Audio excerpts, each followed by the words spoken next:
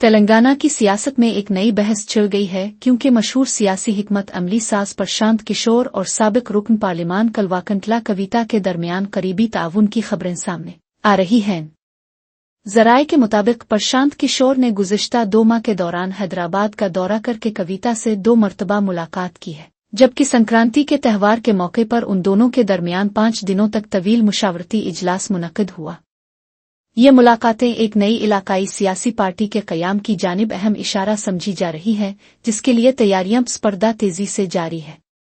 عوامی امنگوں کے مطابق پارٹی کی پالیسیاں وضع کرنے کے لیے پہلے ہی 50 مختلف کمیٹیاں تشکیل دی جا چکی ہیں، جو ریاست کے سیاسی اور سماجی حالات کا گہرائی سے مطالعہ کر رہی ہے۔ پرشانت کشور کی دلچسپی اور کویتا کی سیاسی حکمت عملی اس بات کی غمازی کرتی ہے کہ تلنگانہ کے مستقبل کے انتخابات میں ایک نیا سیاسی رخ دیکھنے کو مل سکتا ہے۔ ابھی تک اس نئی پارٹی کے نام باضابطہ اعلان کے حوالے سے کوئی حتمی بیان جاری نہیں کیا گیا ہے، لیکن سیاسی حلقوں میں یہ ملاقاتیں مرکز نگاہ بنی ہوئی ہے۔